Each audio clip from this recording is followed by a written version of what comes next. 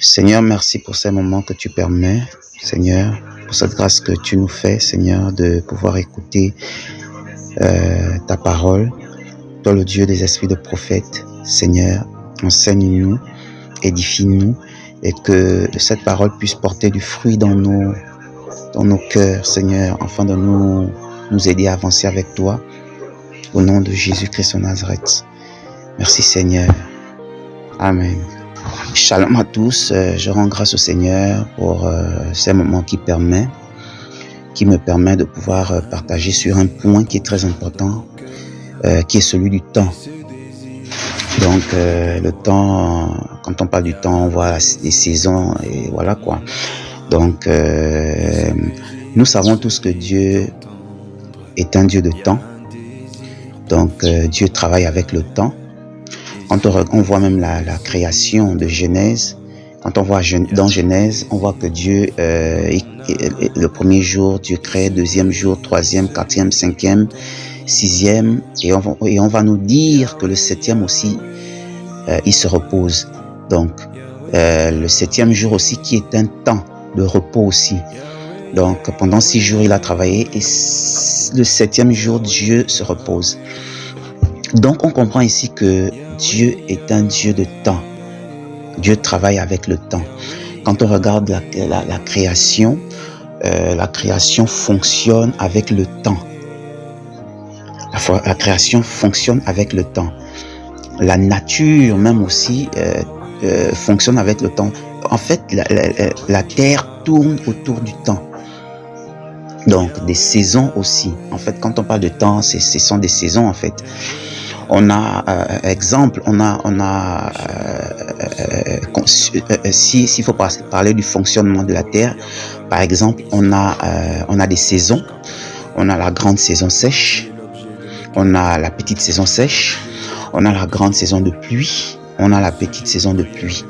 Et on va voir que les choses qui se produisent à la grande saison sèche, ce ne sont pas les mêmes choses qui se produisent à la petite saison sèche. Quand on voit aussi la grande saison de pluie, ce qui se produit dans la grande saison de pluie, c'est pas la même chose que ce qui se produit dans la petite saison de pluie en fait. Par exemple, quand on veut faire une plantation, ici en Afrique, quand on veut faire une plantation, on fait cette plantation-là plus souvent, c'est en grande saison de sèche. C'est en grande saison sèche où on prend le temps d'aller défricher, puis on nettoie là où on veut planter, et puis on attend quand les rosées vont commencer à tomber, et puis on va commencer à planter. On plante juste assez que la saison de pluie, la grande saison de pluie arrive, et puis voilà qu'on a planté et ça commence à pousser. Donc, on comprend que même la création fonctionne avec le temps. La création fonctionne avec le temps. Et l'homme qui fait partie de cette création, qui vit sur la terre, aussi fonctionne avec le temps et les saisons. On va dire des saisons. L'homme fonctionne avec des saisons. Et Dieu a tellement bien fait les choses que il s'est arrangé de telle sorte que l'homme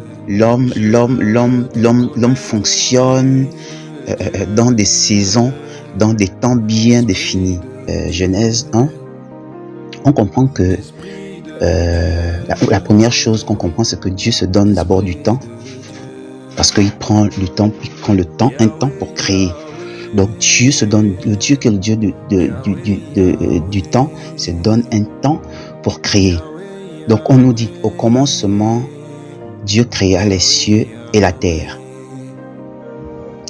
La terre était informe et vide. Il y avait des ténèbres à la surface de l'abîme. Et l'Esprit de Dieu se mouvait au-dessus des eaux. Dieu dit que la lumière soit. Et la lumière fut. Dieu vit que la lumière était bonne. Donc on comprend ici, parce que pour apprécier quelque chose, il faut d'abord se donner du temps pour observer la chose, et après on apprécie la chose. On apprécie la chose si la chose est bonne ou mauvaise. Donc Dieu comprend que la lumière était bonne. La lumière était bonne. Ensuite, Dieu sépara la lumière d'avec les ténèbres. Parce que Dieu appréciait, Dieu s'est donné du temps pour apprécier. Et donc Dieu voit qu'il faut séparer la lumière et les ténèbres. Et là, Dieu nous donne, là on commence à rentrer on rentre encore dans un temps. Donc le temps de la lumière et le temps des ténèbres. Alléluia. On comprend que Dieu est un Dieu des temps. Dieu est un Dieu des temps. Ensuite, on nous dit que Dieu appela la lumière jour et il appela les ténèbres nuit. Ainsi, il y eut un soir et il y eut un matin. Ce fut le premier jour. Premier jour. Alléluia, alléluia, merveilleux Seigneur. Seigneur, tu es bon. Seigneur, tu es bon. On va prendre un autre livre, Ecclésiaste. On va prendre Ecclésiaste 3, verset 1. Premier verset. Que nous dit Ecclésiaste? Ecclésiaste nous dit, il y a un temps pour tout. Un temps pour toutes choses sous les cieux. Un temps pour naître. Un temps pour mourir. Un temps pour planter et un temps pour arracher ce qui a été planté. Donc, récolter, quand on parle d'arracher. Un temps pour tuer et un temps pour guérir. Un temps pour abattre et un temps pour bâtir. Et Ecclésiaste qui a été écrit par Salomon. Donc Salomon nous dit qu'il y a un temps pour tout sous les cieux. Donc Salomon nous confirme encore que la terre fonctionne avec le temps. La terre fonctionne avec le temps. Maintenant, il nous dit, la première chose que Salomon nous dit, il y a un temps pour naître et un temps pour mourir. Il y a un temps pour naître et un temps pour mourir. Donc Salomon dit que pour les hommes sur la terre, il y a un temps. Il y a un temps pour naître. Donc l'homme a un temps où il est conçu dans le ventre. Ensuite, il naît, il grandit, il vieillit, après il meurt. Donc Salomon nous fait comprendre que l'homme l'homme est dans le temps. L'homme a un temps bien défini en fait. L'homme a un temps bien défini. Alléluia. Et frères et sœurs, vraiment que Dieu vraiment nous aide. Et je parle du temps ici en tant que saison en fait. Donc des temps bien définis, des saisons où Dieu dans la vie d'un homme, l'homme avec grand H, dans la vie d'un homme où Dieu intervient, agit. Des saisons en fait, des moments propices où Dieu, ou encore des moments que Dieu a choisi pour visiter l'homme, pour agir dans la vie de l'homme. Donc je parle ici du temps en tant que saison, des saisons de l'homme, des saisons de Dieu pour l'homme, des saisons que Dieu a choisies pour agir dans la vie de l'homme, pour visiter l'homme, la visitation en fait. Voilà, donc je parle des saisons et il est très important de saisir sa saison. Vraiment, il est très important de saisir sa saison. Comme on a si bien lu, on nous parle des temps. On sait que Dieu fonctionne avec le temps. Par exemple, il y a un moment où tu manges. Un moment, par exemple, tu as faim et puis tu manges, la faim part. Et puis, le souci, c'est que quand on ne saisit pas les saisons de Dieu pour nos vies, on passe à côté et ça devient difficile. On a l'impression qu'on est dans un cycle vicieux, en fait, où les choses ne changent pas. Ça tourne en rond, c'est des mêmes choses. Et on est vraiment touché et on est mal, en fait. On est mal. Pourquoi? Parce que, le plus souvent, parce qu'on n'a pas saisi le temps de Dieu, le temps de la visitation. Le temps de la visitation de Dieu. Parce qu'on n'a pas saisi ce temps-là où Dieu choisit une saison pour nous visiter. Parce que c'est souvent comme ça, c'est un cycle. C'est un cycle. Et puis on va voir ça dans Matthieu. Jésus va parler, va s'adresser, je crois, aux pharisiens. Là, il va dire, mais vous savez lire les temps. Quand vous regardez le ciel, vous savez que bon, par exemple, la saison sèche, quand on regarde la saison sèche, quand on voit le ciel couvert des nuages, automatiquement, à 95%, on sait qu'il ne va pas pleuvoir. Pourquoi? Parce qu'on est dans une saison, on est dans un temps. On sait qu'il ne va pas pleuvoir. Ça, c'est sûr, il ne va pas pleuvoir. Bon, maintenant, en saison de pluie, quand on voit le ciel rempli, on sait que non, à 100%, il va pleuvoir. On sait qu'à 100%, il va pleuvoir. Parce que nous sommes en saison de pluie, donc c'est normal que la pluie tombe. Et Jésus parlait, aux pharisiens, il disait, mais quand vous regardez le ciel, vous savez que il y a l'orage, il va pleuvoir, ou bien il y a le soleil, il fera beau temps. Mais comment vous ne pouvez pas saisir les signes des temps? Comment vous ne pouvez pas saisir les signes des temps, de la visitation, des temps de visitation? Comment vous ne pouvez pas si on va lire ça. Matthieu, c'est dans Matthieu 16, je crois, au verset 2. Matthieu 16, 2. Les pharisiens et les sadducéens abordèrent Jésus et pour l'éprouver, lui demandèrent de leur faire voir un signe venant du ciel. Jésus leur répondit, le soir vous dites, il fera beau car le ciel est rouge, et le matin il y aura de l'orage. Aujourd'hui car le ciel est d'un rouge sombre. Vous savez discerner l'aspect du ciel et vous ne pouvez discerner les signes des temps.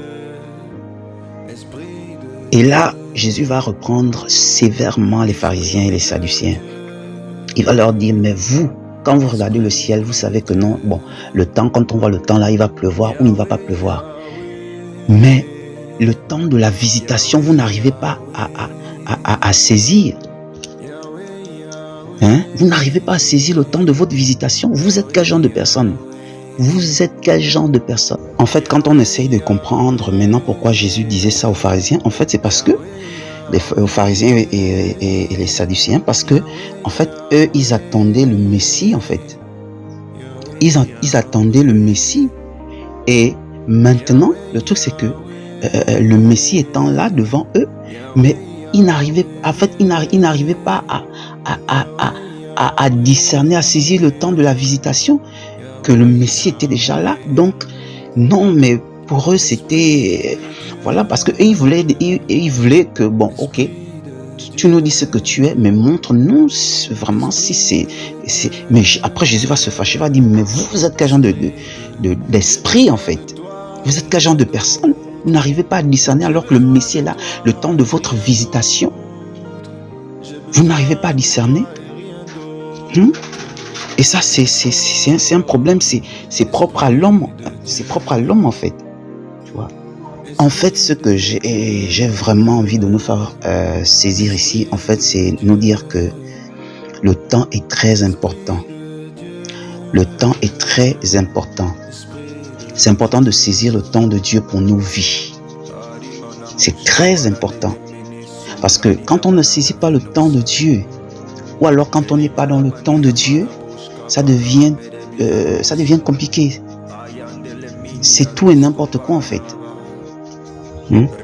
Et quand on lit même Luc, quand on lit Luc, Jésus, c'est toujours Jésus qui parle. Quand on lit Luc 19, verset 44, Jésus va dire, donc je vais prendre Luc 19, verset 44, et ici Jésus va s'adresser à la ville de Jérusalem.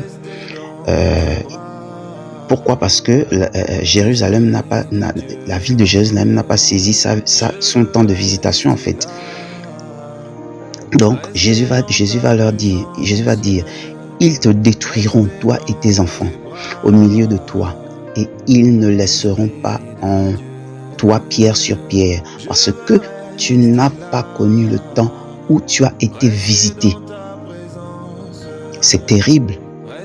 Et ça, c'est les conséquences du fait que parce que on ne saisit pas notre saison, notre temps, ce qui fait en sorte qu'on passe à côté. Et quand on passe à côté, ça devient difficile. Les choses ne marchent pas parce qu'on n'est pas dans le temps de Dieu. On n'est pas dans la volonté de Dieu. Et on tourne en rond. On tourne en rond. On tourne en rond. C'est les pleurs, c'est les lamentations. Et parfois on accuse même Dieu. Alors que c'est pas la faute de Dieu. Il y a une saison qui s'est présentée, mais on n'a pas saisi la saison pour rentrer dans... si c'était une saison, par exemple, de prospérité, parce que tu n'as pas saisi cette saison-là, c'est passé à côté. Et tu vas passer des temps difficiles où tu auras un manque d'argent, ce sera difficile. Si c'était une saison de guérison, tu n'as pas saisi la saison de la guérison, donc tu vas passer à côté. Et tu vas traîner cette maladie, traîner jusqu'à dégrader. Tu seras vraiment... C'est vraiment compliqué, vraiment, que Dieu nous aide. Que Dieu nous aide à saisir les temps et les saisons. Que Dieu nous aide à saisir les temps et les saisons. De vraiment saisir les saisons. Pas avant les saisons, pas après les saisons, mais dans le temps. La saison, notre saison. Vraiment que Dieu nous aide. Que Dieu nous aide, vraiment, à être des hommes et des femmes d'esprit, pouvoir saisir les saisons que Dieu présente devant nous, pouvoir impacter non seulement autour de nous, nos familles et autour de nous, et pour que nos destinées puissent prendre vraiment de l'envol en fait. Et je vais terminer par ici pour dire, je termine ici en disant que apprenons à saisir les temps de visitation, les saisons où Dieu nous visite. Apprenons à saisir, c'est important. Ça va nous éviter beaucoup de choses. Ça va nous éviter les pleurs, ça va nous éviter les lamentations. Et ça va nous aider à nous épanouir dans le Seigneur. Et c'est ce que le Seigneur veut, c'est ce que le Seigneur attend de nous.